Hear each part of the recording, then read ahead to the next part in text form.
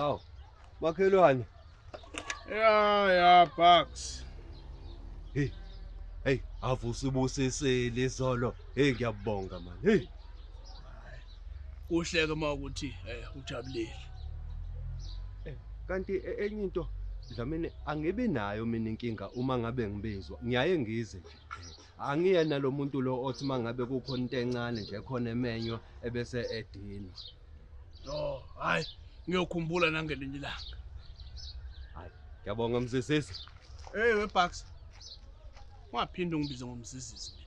Umzizi, hayi mzizizi. Oh, hayi, sorry. Okay, James. Sengujamu ke manje. Yeah, Bucks. Hello, hi. Sengibuyile ezitolo. Okay mama, ngicela ungenzele ikhofi ya. Ngithi sengibuyile ezitolo. Ngiyakuzwa ngithi ngenze.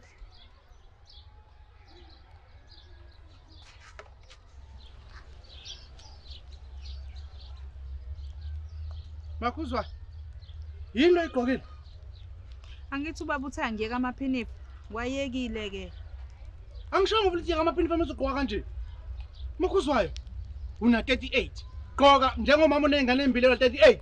Usho ukuthini uthi agqokisa komuntu ona 38 Dlamini?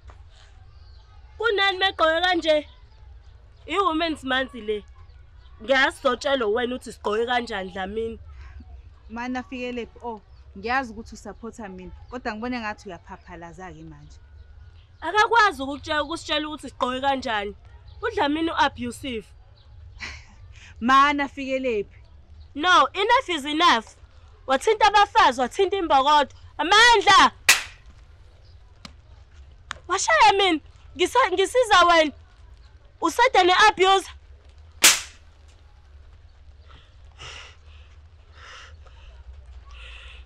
Ngiyaxolisa. Ngicabanga ukuthi lesinto ngisibhemile. Si strong kakhulu. Ngicela uxolo neforgiveness Makhuzwayo. Makuzwayo. Sami sokhuluma endlini kuyanetha. Hayi, ukagamelela kakhulu ke lapha. Fikelепhi? Angiphindele Bucks.